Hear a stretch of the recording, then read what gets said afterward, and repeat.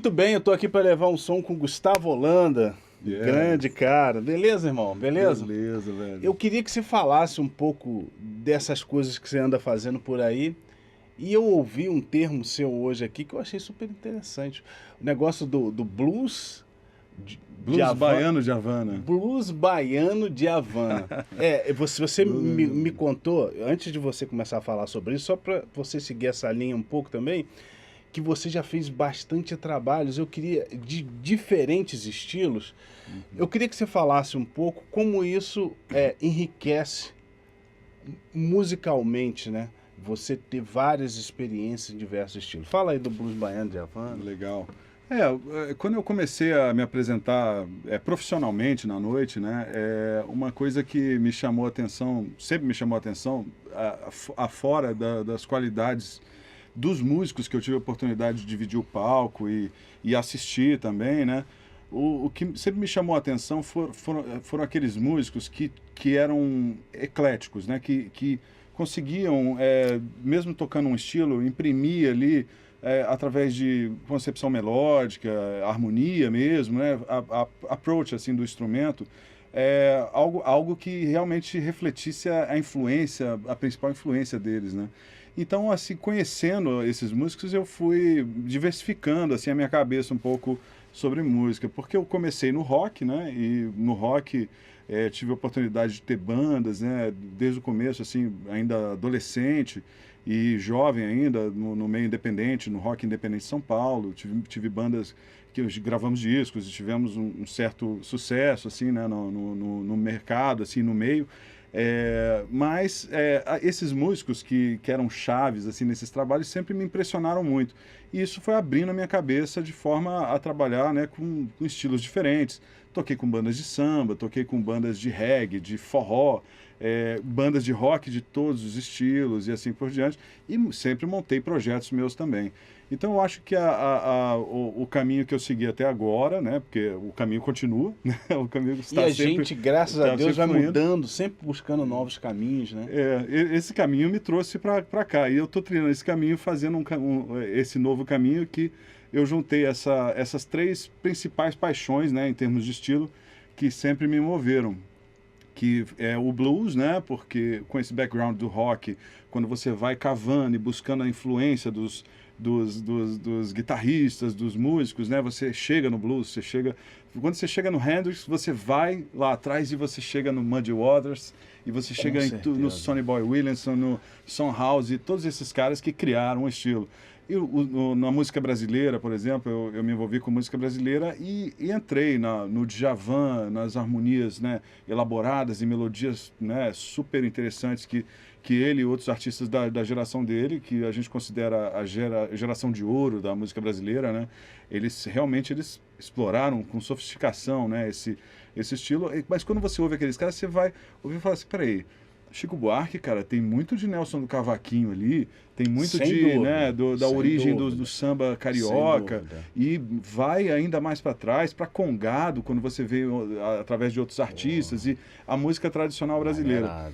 A música latina... E como o Congado tem um pouco dessa coisa do tambor da Havana, né? Tem, exatamente. E aí que a nossa raiz africana, ela me apaixonou de uma vez, porque aí, quando eu comecei a conhecer a música caribenha, né, a música folclórica da Jamaica, depois de tocar reggae, me interessar por reggae, né, a música folclórica cubana, né, aí me interessei pela música cubana de vez, a música caribenha de forma geral, até aqueles sons assistiu assim, o Buena Vista Social Club? Sempre. Claro. É uma referência absoluta, né? Eu acho que para minha geração, duas referências assim, falando da música cubana, música caribenha, música latina, de uma forma geral, e do blues, o Buena Vista Social Club, né? O disco e o filme. E o Eric Clapton com aquele disco Unplugged dele, né, que foi um projeto da MTV, que sem dúvida, o disco eu ouvi, já não arranhava porque já era CD, no caso, mas o disco teria arranhado se fosse exaustão, né? E o Eric Clapton, um grande pesquisador, principalmente do blues. Do blues, Não, tudo que ele fez na trajetória dele em direção ao blues, né, depois, ao blues mais de raiz, porque o Cream, toda aquela... King, né? Sim, Depois do Cream, de todos os projetos dele durante os anos 60 e 70, né? E realmente a carreira dele dos anos 80 para frente, ele explorou a música popular americana, mas sempre incorporando a linguagem blues que já vinha desses outros projetos dele e sempre foi paixão dele. Mas dos anos 90 para frente, né, quando ele mergulhou com os 2 pés no blues, né, eu acho que ele apresentou uma série de coisas para uma geração, que é a minha geração, que, sem dúvida. E para nós que somos fãs dele, você não se entediou com o som do Eric Clapton. Porque tem músico que parece que ele estaciona. O Eric Clapton, ele caiu nessa busca do blues, e o blues é um universo muito grande, né, cara? Mas eu acho muito porque a capacidade dele como instrumentista, sem dúvida, né? E o blues tem essa conexão com o jazz, né? Afinal, o improviso, o blues acho que tem um plus, vamos dizer assim, que eu acho bem interessante, porque o blues também é sobre contar uma história, né? É sobre você contar... tem a alma toda o que se derrama naquelas notas. Você ouve o cara tocar e, assim, parece que o cara tá contando uma história, um lamento, como que a gente fala aqui das senzalas, aquele lamento que o cara joga no instrumento. E aí agora você buscou fundo e, assim, era uma pergunta que eu ia te fazer. Porque tem muita gente que fala, eu toco blues, eu gosto de blues, mas falta um pouco da cultura do blues. E você, só de você falar isso, você já mostra que você realmente foi a fundo na pesquisa, principalmente sonora. Eu continuo pesquisando, né? Claro que eu não conheço, eu não sou uma enciclopédia, né? Assim, eu tenho o privilégio de hoje tocar, acompanhar e ter parceria com diversos músicos do blues aqui no Brasil, como o próprio Nino Grande, né? Que é um parceiro já de uma longa data, que é uma referência aqui junto com a gente. A gente vai estar junto hoje, inclusive. Ah, que legal. O Gustavo Andrade, que é um nome do blues nacional agora também, que despontou, vindo lá de BH. Né? A oportunidade de conviver com músicos como o Álamo Leal, né? E essa turma que vem aqui para a nossa região tocar. Então, eu sou um aprendiz, né? Eu sou um aprendiz. Mas eu acho que eu tomei uma consciência de que eu vou aprender melhor se eu fizer... Quanto mais eu fizer isso, né? E quanto mais eu pesquisar essas raízes, né? Então, eu sempre fui muito compulsivo em relação a esse negócio de pesquisar a música que eu tô querendo interpretar. Mas né? tem uma coisa em você que eu achei muito interessante, que você tá atento ao que acontece, tá atento à pesquisa do blues, do jazz, mas você tem a raiz brasileira de ter tocado muito samba, de ter tocado muito música baiana, de ter pesquisado na bossa nova, porque assim, é muito legal quando a gente olha para fora e vê quantas músicas legais que tem lá fora. É verdade. Mas nós aqui também temos uma música muito rica, né? Agora, o feeling realmente, se você pensar bem, a conexão entre essas raízes do blues, dos escravos americanos, né? Plantação de algodão. Nas plantações de algodão, e você pensar na vinda dos escravos para o Brasil também, né? Então, e toda aquela forma deles tentarem manter a tradição deles com os tambores e preservando o surgimento de danças como a capoeira, né? Que dança-luta, Sem né? dúvida. E assim por diante. Todas essas O gospel americano. O gospel americano. A música barroca europeia também influenciou muito aqui no Brasil, né? O choro, ele tem muito da influência de coisas como a polca, que no blues também tem, você está entendendo? Isso é um negócio bem interessante. Do Chorão tocar a polca acabou virando um machista. Acabou virando machista, exatamente. Pô, é muito bom conversar com quem entende, cara. Puta que pariu. Pode falar puta que pariu? Já falou, já foi. 2 vezes. Tá certo. Mas e na música cubana, na música caribenha, existe isso também, cara. Existe isso também. Porque as Antilhas, né, toda aquela estrutura de ilhas do Caribe era um entreposto para isso. Então, eu acho que lá ainda é onde eles todos onde eles todos se encontravam e não conseguiam expressar, porque é ali que rolava o mercado de escravos, né? Então, a gente já está falando de história agora, né? Mas muito importante mas isso. Imagina assim, todos esses escravos vindo, né? Guarda aí você voltar aí. Infelizmente, não é todo músico que dá para aprofundar tão profundamente na cultura. Porque para você Dessas entender origens. de música e cultura, você tem que conhecer um pouco da história. É a origem social, Isso, né? mas que, fala lá enfim, das ilhas. esse negócio do mercado de escravos, historicamente, assim, se você pensar bem, imagina assim, todos esses escravos vindo de diversos pontos ali da África, né, e assim por diante. E eles vinham sofrendo naqueles navios e aquela coisa toda, e eles desembarcavam nessas ilhas onde era um entreposto, onde os que tinham sobrevivido eram comprados assim por mercadores que iam levar para a América do Norte, para a América do Sul, outros iam ficar ali mesmo, ou conseguiam fugir e acabavam se estabelecendo, se escondendo nesses cantos do Caribe, assim por diante. Eles chegavam todos ali e eles amordaçados, eles não podiam falar, eles não podiam expressar a tristeza deles, eles não podiam trocar informação. Então imagina todos eles ali cozinhando aquele caldo de uma mistura de ódio e saudade, né, no caso. Imagina quando eles chegam nos países, eles chegavam nessas colônias onde eles iam ser aproveitados, né, vamos dizer assim, e que eles veem que eles encontraram outros assim semelhantes a eles e começam a trocar essas histórias. Que coisa maluca, né, cara? E essa é a origem social e emocional de tudo isso.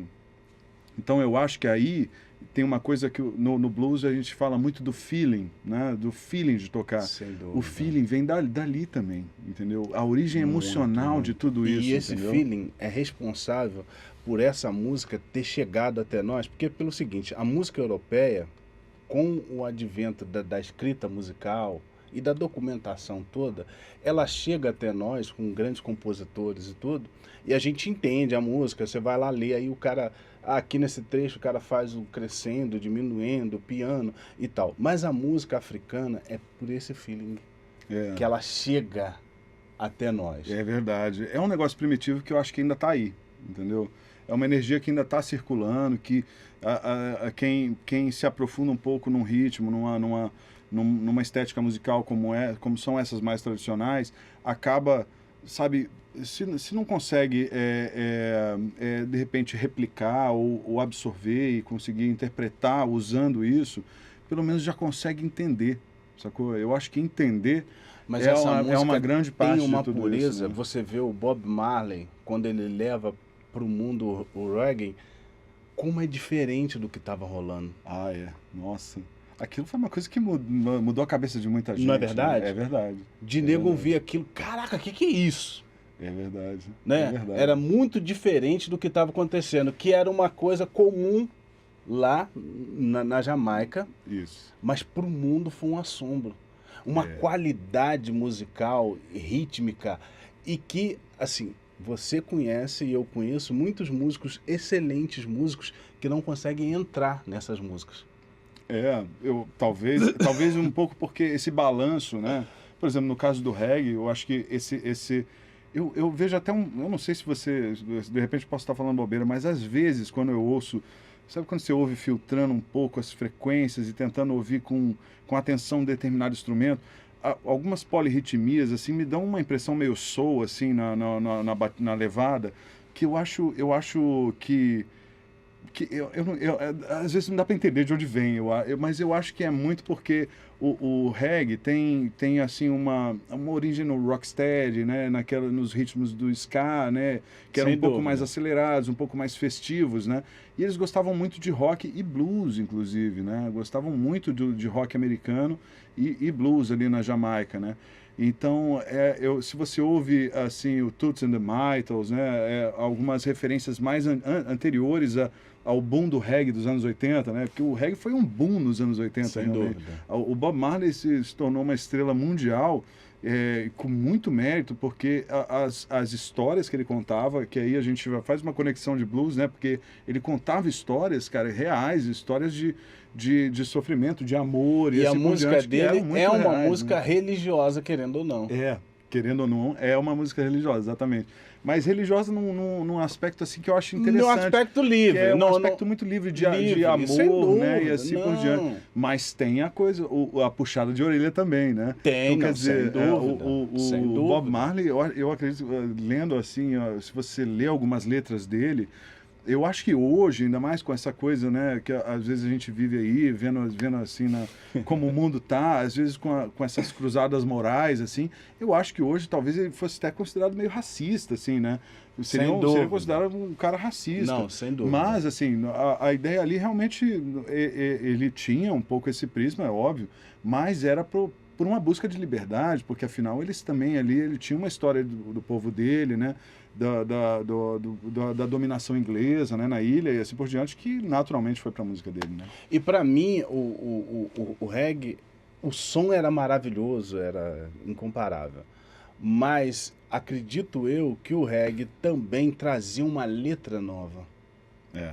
Eu acho que a abordagem assim das letras realmente ela era diferente. Ela era. Eu acho que os americanos, principalmente, só conseguiram realmente absorver o trabalho do Bob, assim, com toda essa temática polêmica em alguns sentidos e, por um outro lado, também muito sensível, né, nas canções de amor, como você vê Turn Your Lights Down Low, por exemplo, que é uma música de amor fantástica, né, a letra é linda. Mas eles só conseguiram realmente absorver a música dele naquele momento, e os Estados Unidos abraçaram o Bob Marley por causa da revolução deles dos anos 60, da música dos anos 60, que o rock, né, que promoveu uma liberdade artística, mas e não só os músicos, né, mas os artistas em geral, né, os artistas plásticos, todo o movimento cultural, da revolução cultural americana dos anos 60. A busca pelo novo, né? Exatamente. Então, essa busca ela criou condições também para que naquele momento o reggae tivesse abertura no mercado americano. E a chave do sucesso comercial de um artista, ela ainda é muito baseada no mercado americano, né? Se você vai pensar na música pop, né? Sem dúvida, sem dúvida. Agora, sim, eu queria que você falasse um pouco sobre um projeto que você liderou por algum tempo, que eu achei extremamente importante, culturalmente importante na região, que era o DOC. Fala um pouquinho do DOC, do espaço. O DOC Emporium, né? Quando eu me mudei para Penedo, né? Que agora eu estou estabelecido aqui em Penedo, no interior do Rio de Janeiro, aqui bem próximo aqui onde a gente está. A casa já tinha uns 4 para 5 anos de funcionamento, né? O comando da casa era da minha família, né? Os meus pais montaram um negócio, meu irmão gerenciou um tempo e aquela coisa, a gente sempre se envolveu muito com os negócios da família, né? Eu ainda brinco com o pessoal hoje que eu falo assim, eu fui o primeiro office filho do meu pai. Office filho. Meu primeiro trabalho foi ser office filho. Office filho. Então, assim, na minha casa, assim, na minha família, a gente sempre teve uma relação muito estreita porque nós sempre fomos autônomos, né? Sempre empreendemos em diversas áreas e assim por diante. O DOC foi o segundo negócio que a gente teve nessa área de noite, de entretenimento, de restaurante, bar e assim por diante. Quando eu me mudei para Penedo, a gente estava vendendo o DOC para minha atual esposa. Conheci minha atual esposa durante o processo de venda do restaurante, né? E aí, na época a gente só namorou um tempo, mas enfim, ficamos ficando juntos.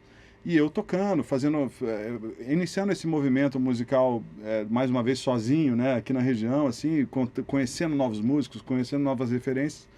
Depois de um tempo juntos ali, ela me pediu para dar uma força, né, nessa direção musical ali, né?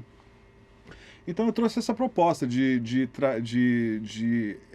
buscar os talentos Você esfregou locais, a mão, né? Assim, né? Eu esfreguei a mão. Não, primeiro porque com certeza era uma oportunidade maravilhosa de conhecer mais músicos aqui na região. Ter contato com mais trabalhos assim refinados que o próprio espaço, para quem conheceu, tinha assim, não era um espaço formal, era algo entre um bar e uma casa de show, mas o negócio em si era um restaurante, né? Então, no final das contas, assim, eu acho que todo mundo realmente, você comentou aqui em off aqui, a gente você falou de um jeito que eu realmente eu acho que é assim que eu me sentia todo dia que eu entrava lá. Você automaticamente se sentia super à vontade. Não era um espaço nada pretensioso em alguns aspectos e assim por diante. Mas durante 4, 5 anos eu tive à frente da direção musical ali e a oportunidade de conhecer músicos novos e o espaço que a gente pôde abrir para jazz, blues, bossa nova, música brasileira, diversos estilos aqui.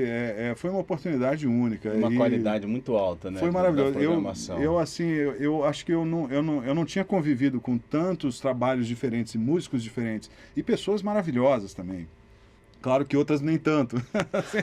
Faz parte do processo. Faz parte do processo. Mas sempre foi muito legal. Eu acho que eu nunca tinha convivido com tanta gente diferente, tantos músicos diferentes, desde que eu trabalhei em estúdio, realmente, né? E que é uma coisa que eu ainda adoro, enfim. Mas o Doc foi esse capítulo, uma história maravilhosa. Infelizmente, a gente encerrou as atividades lá no ano passado, por questões ligadas, né, à dificuldade de renovar contratos e assim por diante. Mas foi um capítulo maravilhoso que nós temos saudade, né? E não vai deixar de ser, não vai ficar sendo a nossa única empreitada nessa área. Isso eu posso te dar certeza, porque eu me apaixonei por esse lado de promover, né, de produzir e abrir espaço para outros trabalhos aqui na região. E eu acho que essa região ela tem ainda muita oportunidade nesse. Eu acho muito legal um músico nessa produção, porque ele sabe justamente o que o músico que vai se apresentar espera. E o que ele precisa também, né? Eu acho que existem condições, assim, claro que a gente não vai entrar nesse papo muito a fundo, mas existem condições, assim, decentes de trabalho, né? Que eu acho que que não é todo promotor realmente que trabalha, assim, com eventos ou com casas, às vezes compreende, entendeu? Então, eu acho que você ter a possibilidade de envolver um músico, uma pessoa que tem conhecimento, não um músico assim, necessariamente um cara só, ele é músico, ele toca, mas alguém que tem experiência de rodar, musical, né? de tocar em diversos lugares, porque quando você é músico, você toca em vários lugares, você lembra nossa, aquele negócio naquele local era maravilhoso. Isso é uma ideia que você pode trazer para o seu local, no caso, e também espalhar isso para outras pessoas que têm interesse em fazer melhorias, né? Então, enfim, isso realmente é uma oportunidade maravilhosa. Ser músico e trabalhar com músicos não é necessariamente só tocar com eles, né? Então, isso foi uma coisa que eu descobri muito à frente lá do Doc. E às vezes gravá-los é interessante também. Eu queria que você falasse um pouquinho da Casa Laranja. A Casa Laranja é a minha produtora, né? Eu venho desde 99, 2000, né? Como eu sou publicitário de formação e entrei na área de marketing de novos negócios durante algum tempo, a produção sempre me interessou porque na realidade da publicidade, a agência é um negócio que a gente está até vendo esse negócio meio que ruir, né? Porque sempre foi um negócio envolvendo muito dinheiro, né? Mas um mercado de profissionais com uma certa dificuldade de entender o real, né? É muito fantasioso. O meio da publicidade ele é bem fantasioso. Então a produção me apaixonou assim quando eu trabalhei em estúdio em São Paulo, né? E uma das primeiras coisas que eu fiz quando eu cheguei aqui na região foi montar um estúdio, né? Eu pensei, vou montar um estúdio e vou trazer a minha produtora para cá, né? Vou trazer a produtora para cá porque assim eu tenho ali uma atividade profissional também relacionada à música, que está dentro de toda essa concepção também de buscar novos horizontes, porque a produção te permite isso, você pode trabalhar com Deus e o mundo, entendeu? E então a Casa Laranja se tornou esse misto, vamos dizer assim. Hoje, por exemplo, eu tenho a oportunidade de pegar músicos como o Rob Van Langen, que é esse holandês, que vive ali na região, compositor e violonista, cantor fantástico. O nosso amigo Giló, o Gilberto Giló, que é um baixista também, uma lenda aí da nossa região, enfim, da música no Brasil, ele ainda brinca que o Rob ainda tem um terceiro instrumento, que é o assovio, que ele assovia maravilhosamente bem.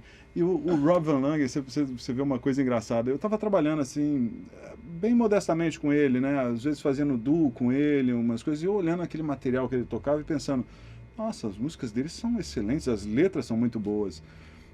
Mas assim, sem a percepção, às vezes eu acho que, de repente, pelo momento de vida, eu não dei a atenção que eu devia ter dado, né? E assim, ok, vamos tocando, vamos trabalhando e pensando, cara, esse gringo é muito louco, né?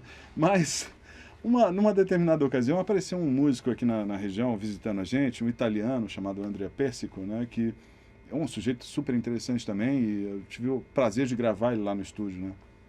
Hoje ele lançou o disco dele lá no Canadá, uma coisa assim, e muito do que ele conseguiu, assim, ele escreveu que deve essa demo que a gente fez lá no estúdio, e assim por diante. Mas o André, esse músico, ele fez um show com o Rob, né? E ele virou para mim um dia e falou assim, cara, por que o Rob não tem um disco? Aí eu parei assim e pensei, por que o Rob não tem um disco? Como é possível um negócio desse? Ele falou assim, ele devia gravar um disco. Eu pensei, realmente, ele devia gravar um disco. Aí ele virou e falou assim, e por que você não produz? Eu pensei, cara, vou produzir um disco do Rob.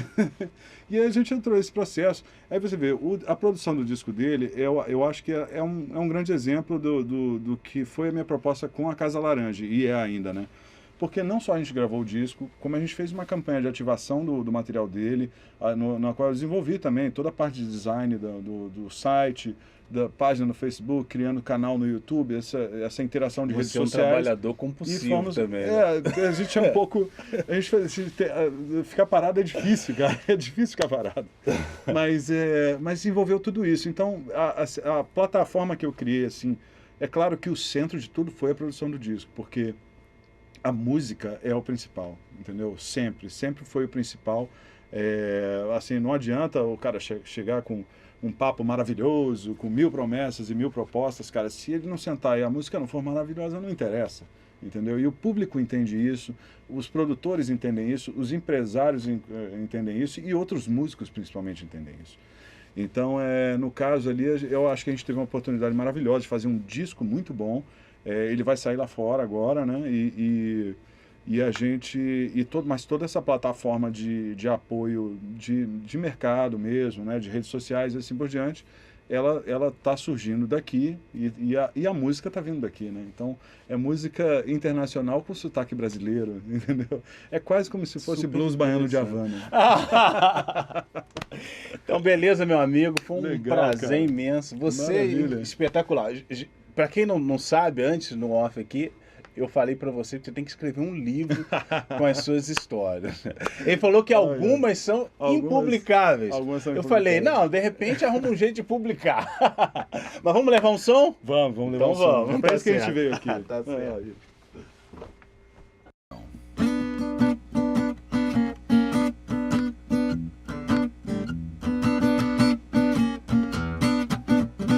Drifting and drifting, it's like a ship out on the sea. I'm drifting and drifting, just like a ship out on the sea. Well, I ain't got nobody in this world to care for me. If my baby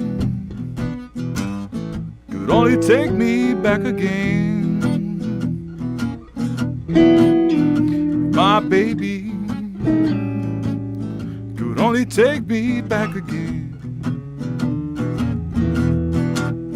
Well, I'd feel much better, darling, and at least I'd have a friend. I'm drifting and drifting like a ship out on the sea. I'm drifting and drifting, just like a ship out on the sea. Well, I ain't got nobody in this world to care for me.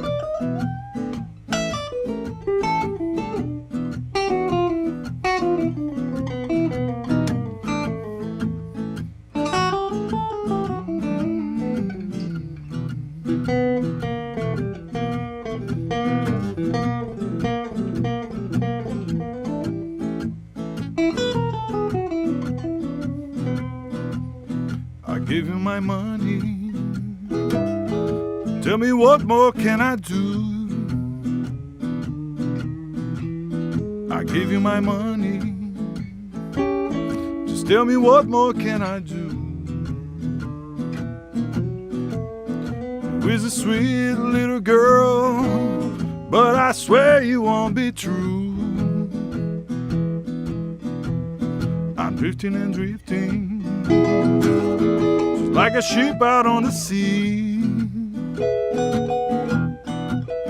I'm drifting and drifting, just like a ship out on the sea.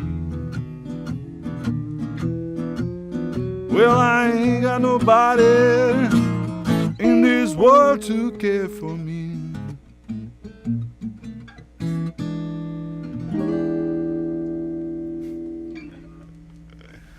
Boa, boa. Obrigado aí, meu irmão. Isso aí. Cara, você sabe que